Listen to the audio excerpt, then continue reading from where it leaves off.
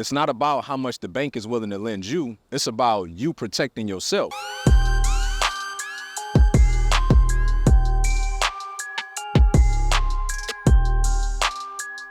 So listen, I shot a podcast recently with my man Ash Cash. Shout out to Ash, Inside the Vault. And I was talking about how as we refinance properties, right? Everybody excited about the BRRRR. Buy a property, renovate it, rent it out, refinance, repeat, right? And it's a great strategy, which I use, my students use the whole nine. And I talked about how as you start to refinance these properties and pull equity out, you got to be careful because your debt service increases.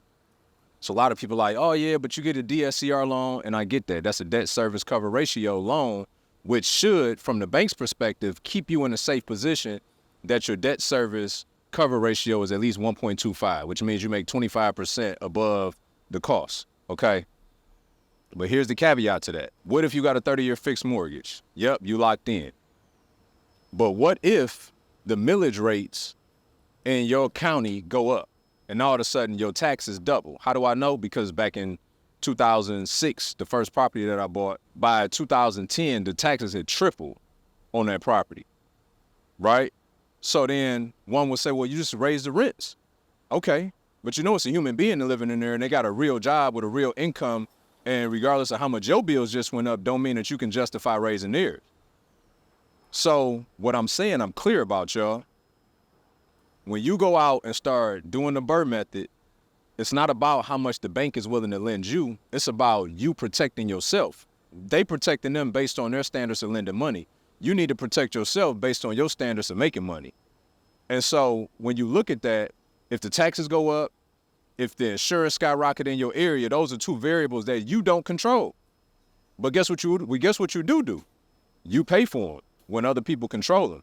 And so I want y'all to be conscious of that so that, yes, you can max out your DSCR, but you shouldn't be maxing out nothing. You should be conscious of your exposure whenever you pull money out of property and your debt service increases. And not only your debt service increase, you got two variables that you cannot control, which are the taxes and the insurance. And if for some reason at some point those skyrocket, you'll be underwater real quick.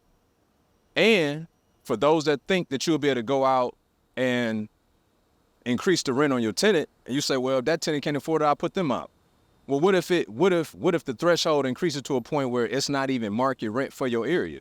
What if you then got to make additional capital improvements to possibly even get the next level of market rent, but you don't have the reserves to do it? It's so many variables. My point is this: be responsible, be prudent, go out and do more volume deals, right? Make sure that when you are refinancing and you pulling equity out, don't max it all out. Just pull some out, keep the paper moving, but be conscious of what your cash flow is. We can never forget the whole reason we buy cash flow is for cash flow. Now, I know there's a lot of y'all out there that may be in challenge markets, Cali, New York, Vegas, high-priced markets to where sometimes your deals don't cash flow. You buying for equity and appreciation.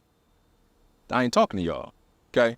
But I'm talking about those that literally go out and buy cash flow properties for the purposes of cash flow. You don't want to end up in a negative rent situation because an asset, the definition of an asset is something that pays you cash flow. The definition of a liability is something that has negative cash flow. So regardless of the fact you run around with this portfolio, if you have negative rents, you got liabilities, not assets.